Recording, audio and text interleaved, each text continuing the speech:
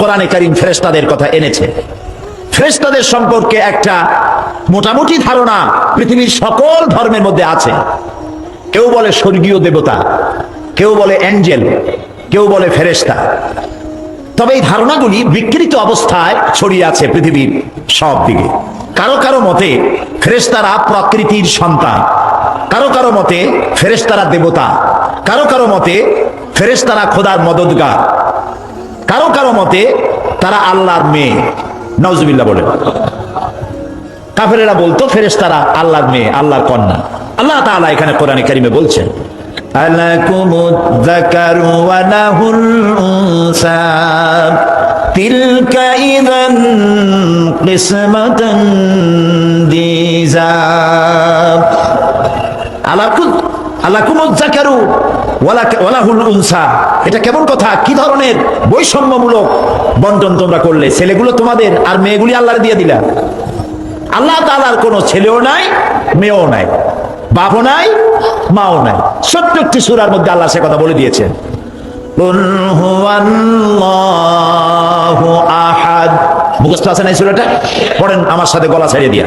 কুল হুয়াল্লাহু আহাদ আল্লাহুস সামাদ লাম ইয়ালিদ ওয়া লাম ইউলাদ ওয়া লাম ইয়াকুল লাহু কুফুয়ান আহাদ।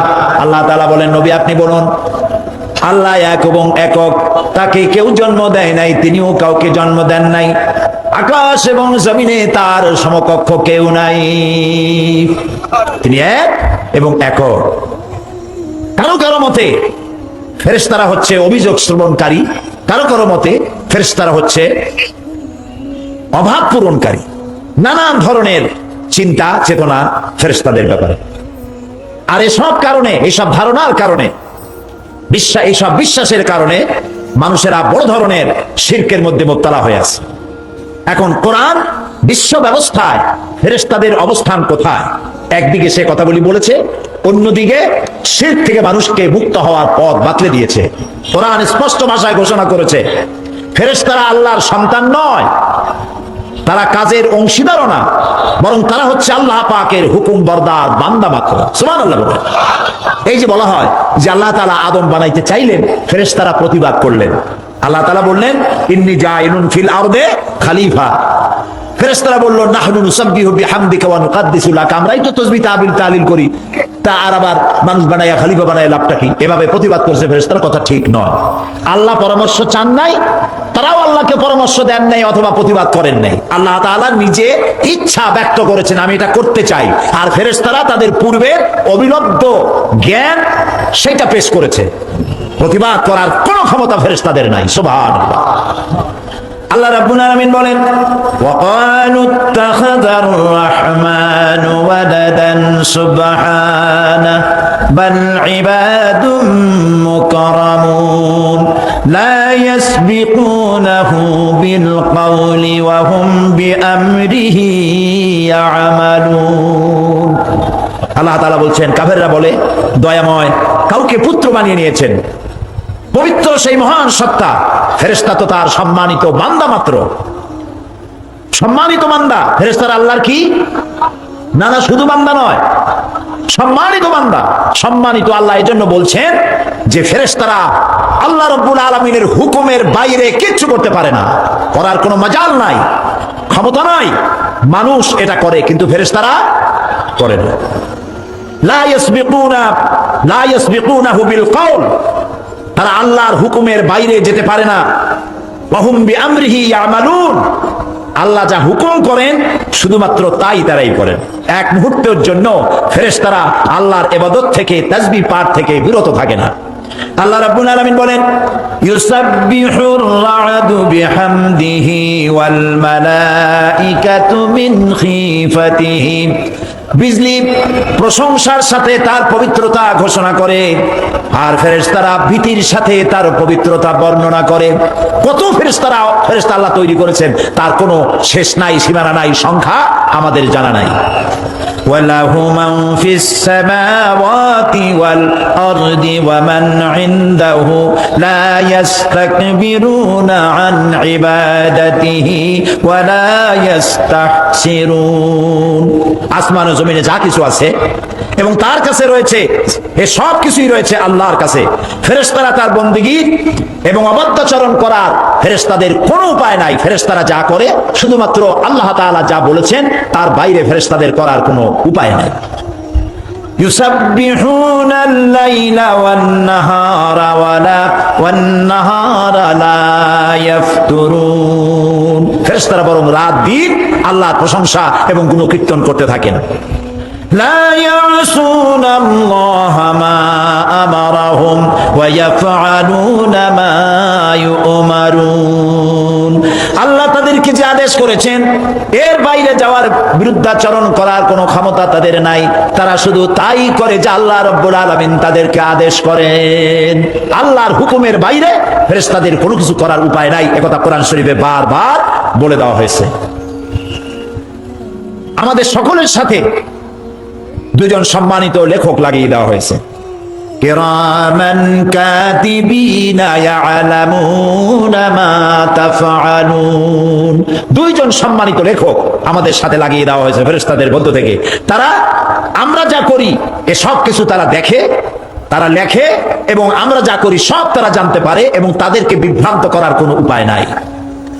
একদিকে ফেরেশতাদের কর্তব্য সম্পর্কে আল্লাহ তাআলা বললেন, অন্যদিকে এই ফেরেশতাদের আরো কাজ আছে। সে কাজটা হলো এই, আল্লাহ তাআলা এই ফেরেশতাদের মাধ্যমেই দুনিয়ার সব নবীদের কাছে তার বাণী বহন করে পাঠিয়ে দিয়েছেন। এক একজনের এক এক দল ফেরেশতার এক এক ধরনের কাজ আল্লাহ দিয়ে দিয়েছেন। যেই ফেরেশতা সমস্ত নবীদের কাছে আল্লাহর বাণী নিয়ে এসেছেন তার নাম কি?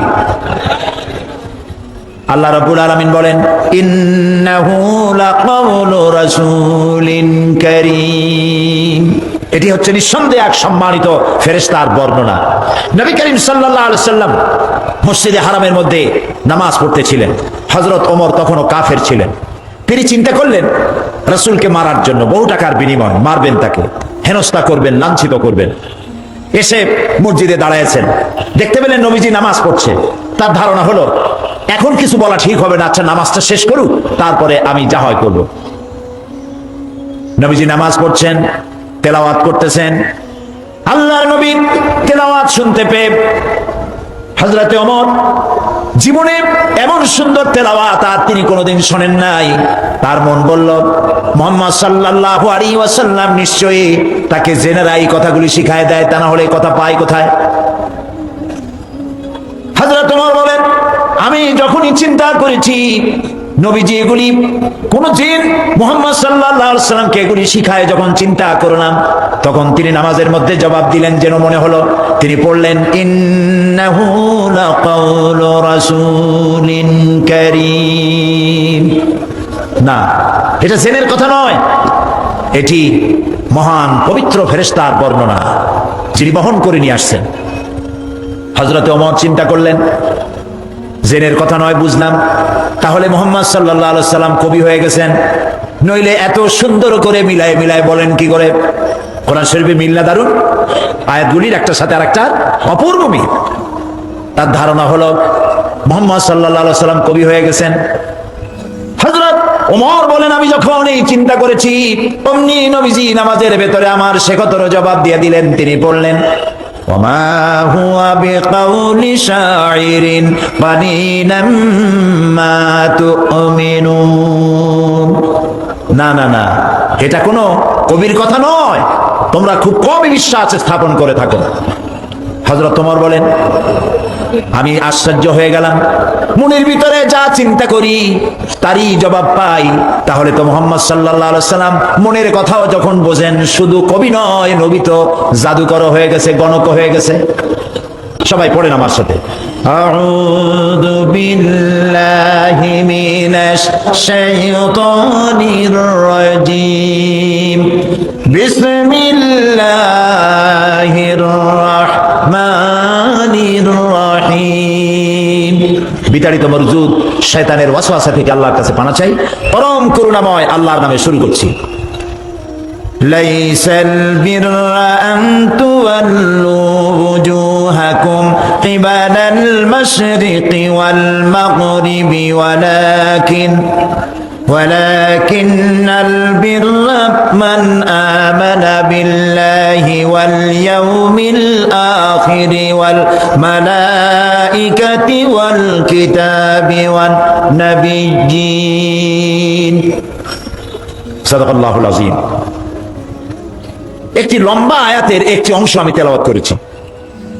এটি হলো সূরা বাকারার দ্বিতীয় পারা 177 নম্বর আয়াত। মুখস্থ হয়ে গেছে, আলহামদুলিল্লাহ বলেন। আল্লাহ তাআলা এখানে বলছেন লাইসাল বিররাম তুওয়াল্লু বুজুহাকুম কিবালাল মাশরিক ওয়াল মাগরিব। পূর্ব দিকে আর পশ্চিম দিকে কতবার তুমি তোমার মুখ ঘুরালে, এটি এর ভিতরে কল্যাণ নিহিত নয়। মূলত প্রকৃত নেকি হচ্ছে আল্লাহর প্রতি ঈমান, পরকালের প্রতি ঈমান, ফেরেশতা এবং কিতাবের প্রতি ঈমান আর নবীদের প্রতি ঈমান। এখানে এই 5টি কথা, সামনে আছে আরো 5টি কথা। প্রকৃতপক্ষে নেককার পুণ্যবান হওয়ার জন্য আল্লাহ এই আয়াতের মধ্যে 10টি শর্ত আরোপ করেছেন। কটি শর্ত বলুন? 10টি। আমরা দেখি কতদূর আমরা যাইতে পারি। আল্লাহ যেন তৌফিক দেন, আমরা বলি আমিন। গত প্রথম দিনেই আলোচনা করেছিলাম আল্লাহর প্রতি ঈমানের কথা, আর গতকাল করেছি আখিরাতের উপরে ঈমানের কথা। আল্লাহ তাআলা আমাদের ঈমানকে রিচ করে দিন, সমৃদ্ধ করে দিন, আমরা বলি আমিন। এরপরে আজকে আলোচনা হবে ফেরেশতাদের প্রতি ঈমান এবং কিতাবের প্রতি ঈমান। ফেরেশতা কি এ সম্পর্কে আমাদেরকে জানতে হবে। ফেরেশতাদের প্রতি ঈমান প্রকৃতপক্ষে আল্লাহর প্রতি ঈমানের পরিপূর্ণতা মাত্র। এর উদ্দেশ্য শুধু ফেরেশতাদের প্রতি ঈমান আনা নয়, স্বীকৃতি দান করাই নয়, বরং এর লক্ষ্য হচ্ছে বিশ্ব ব্যবস্থায় তাদের স্থান কোথায় তা উপলব্ধি করা। তো আল্লাহ তাআলা মানুষের কল্যাণের জন্য কোরআন দিয়েছেন। আজকে আমরা সেখান থেকে আলোচনা করব। প্রথম দিন আলোচনা করেছি, বলেন তো কি? আল্লাহর প্রতি। তারপরের দিন করলাম আখিরাতের প্রতি ঈমান। আজকে আলোচনা হবে ফেরেশতা এবং কিতাব। ফেরেশতা কি, কেন, আর কিতাব কি, কেন? এই প্রশ্নগুলির জবাব আজকে আসবে বেমাশিয়াতিল্লাহি তাআলা। এখন কথা হচ্ছে যে আল্লাহ তাআলা বলেছিলেন, প্রথম যে আয়াতটা নাজিল হয়েছিল কোরআনে কারিমে সেটি ছিল ইকরা বিসমি রাব্বিকাল্লাযী খালাক। পড়ো তোমার প্রভুর নামে যিনি তোমাকে সৃষ্টি করেছেন। আমারে যদি আরেকজন সৃষ্টি করত তাহলে আল্লাহ এই কথা বলতেন না, তাহলে যিনি সৃষ্টি করেছিলেন তিনি আমাদের ব্যাপারে কথা বলতেন। আমাদেরকে সৃষ্টি করেছেন আল্লাহ, কাজী আল্লাহ তাআলাই তিনি বলছেন পড়ো প্রভুর নামে। কি পড়ো? এই কথাটা এখানে শুধু কোরআন হাদিস নয়, তাই সব পড়ো, যা কিছু পড়লে পরে আত্মার বিকাশ হয়, চরিত্রে পবিত্রতা আসে, আত্মা কলুষিত হয় না। যা কিছু কল্যাণকর ব্যক্তির, পরিবারের, সমাজের, রাষ্ট্রের, বিশ্বের জন্য যা কিছু কল্যাণকর তা সব পড়ো। সুবহানাল্লাহ বলবেন না? আলহামদুলিল্লাহ বলবেন না? আল্লাহ এখানে এরকম একটা বাইন্ডিংস দেন নাই যে শুধু কোরআন হাদিস পড়ো, পড়ো প্রভুর নামে। তো আল্লাহর নামে এমন তো কিছু পড়া যায় না যা খারাপ, অশ্লীল কোনো কথা, এগুলি আল্লাহর নামে পড়া যায়? পড়া যায় না।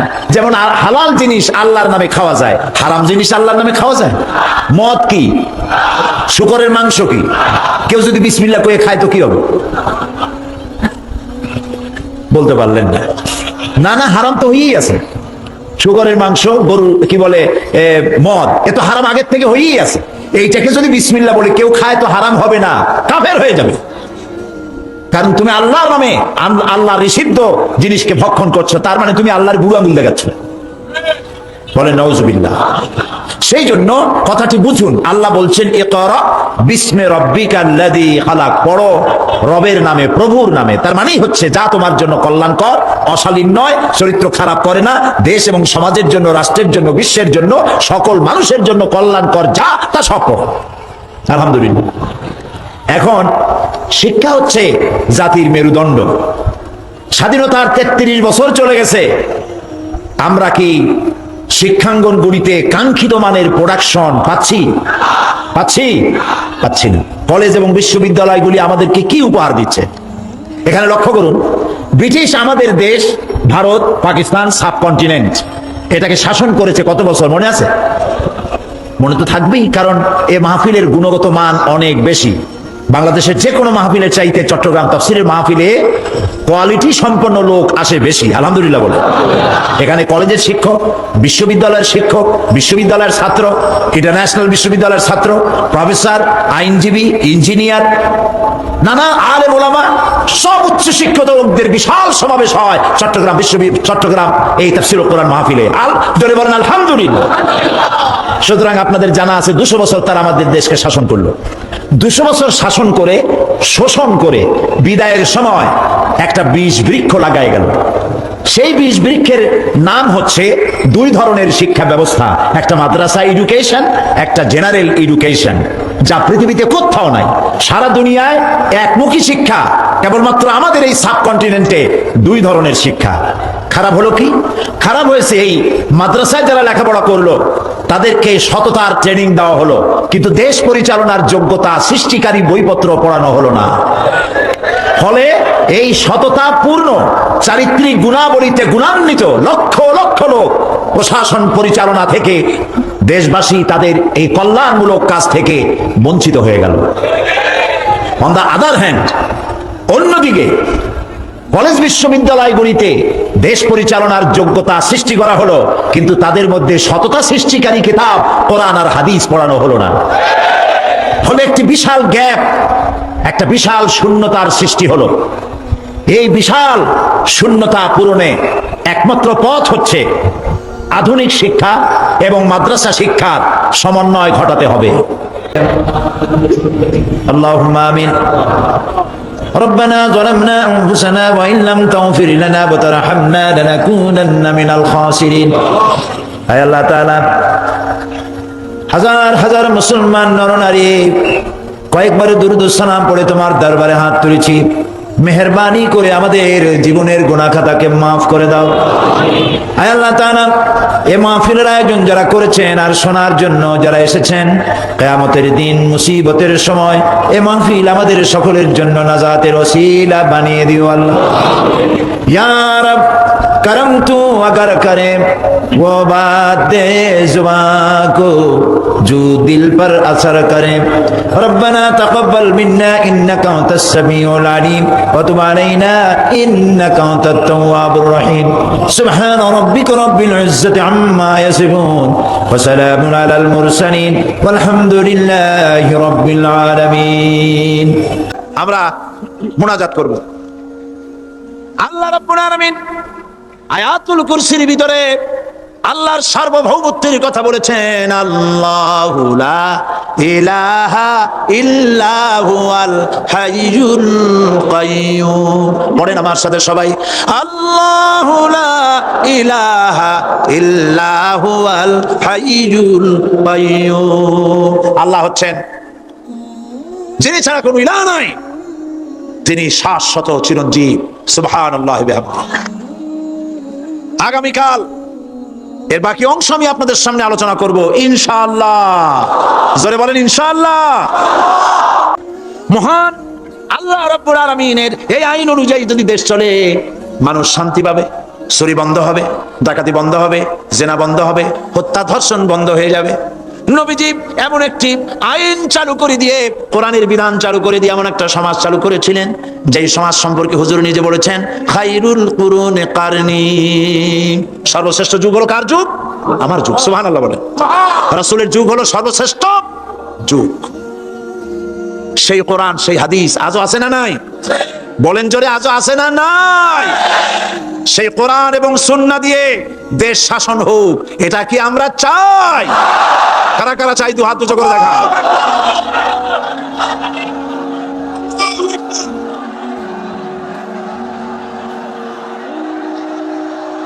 আরে ভাই, আপনারা দাঁড়ায় গেলেন কেন? বসেন বসেন। আমি তো একটা স্লোগান দিতে বললাম। হাত দেখতে চাইছি আমি, মাথা দেখতে চাই নাই। এই সুযোগে কোমরটা সোজা করে নিলেন। আচ্ছা বসেন, আর মহব্বতের সাথে জিকির করেন, লা ইলাহা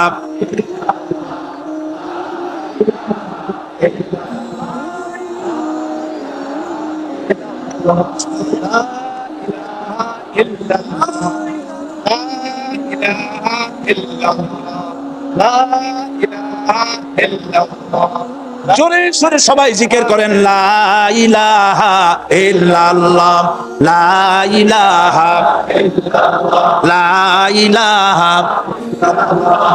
দাঁড়ানো ভাইরা বসেন। আপনাদের পাশে যারা দাঁড়িয়েছেন অনুরোধ করে বসায় দেন। বলেন যে আর 5টা মিনিট বসেন, আল্লাহর রাস্তায় হাঁটেন না। হ্যাঁ বলেন, বলেন আপনারা যে আল্লাহর রাস্তায় হাঁটেন না, বসেন, সবাই বসেন। এত বড় মাহফিলের মুনাজাত, সুবহানাল্লাহ বলেন। চট্টগ্রামের ইতিহাসের শ্রেষ্ঠ মাহফিল, চিল্লায় বলেন সুবহানাল্লাহ। গোটা বিশ্বের কোরআনের শ্রেষ্ঠ মাহফিল, বলেন সুবহানাল্লাহ। যারা বলেন আলহামদুলিল্লাহ। আগামীকাল এ মাহফিলের আখেরি মুনাজাত হবে ইনশাআল্লাহ, বলেন ইনশাআল্লাহ। আমি আন্তরিকভাবে দুঃখিত, প্রতি বছর আমার মা বোনদের জন্য, চট্টগ্রামবাসী আমার মা বোনদের জন্য আলাদাভাবে তাদের প্রশ্নের উত্তর দেই এবং তাদের সামনে কোরআন হাদিসের কথা আলাদাভাবে বলি। এবছর দিন কম হয়ে গেল বলে মহিলারা, মা বোনেরা বঞ্চিত হয়ে গেলেন। শিশু কিশোরদের জন্য আলাদাভাবে সমাবেশ করা হয়, তাও বঞ্চিত হয়ে গেল। এই বিশাল তাফসীরুল কোরআন মাহফিলের বরকত থেকে চিটাগংবাসীকে যারা বঞ্চিত করলো, আল্লাহ তাদের হেদায়েত নসিব করে দিয়ে। যদি হৃদয় থাকে, যদি হৃদয় বলে কিছু থাকে, বিবেক বলে যদি কিছু থাকে, আর শরীর যদি মুসলমানের পিওর রক্ত থাকে, তাহলে বাড়ি বসে অনুশোচনা করা উচিত, চোখের পানি ফেলানো উচিত ওই সব লোকের যারা এই বরকতপূর্ণ মাহফিলকে বাধা দিয়েছে। আর যাদের কলজার মধ্যে আল্লাহ মোহর মেরে দিয়েছে, এগুলোর তো হেদায়েত হবে না। যারা, যাদেরকে আল্লাহ পাক তৈরি করেছেন জাহান্নামের জন্য, ওদের কাছে মাহফিল অসহ্য, সহ্যই হবে না। নাউজুবিল্লাহ বলেন।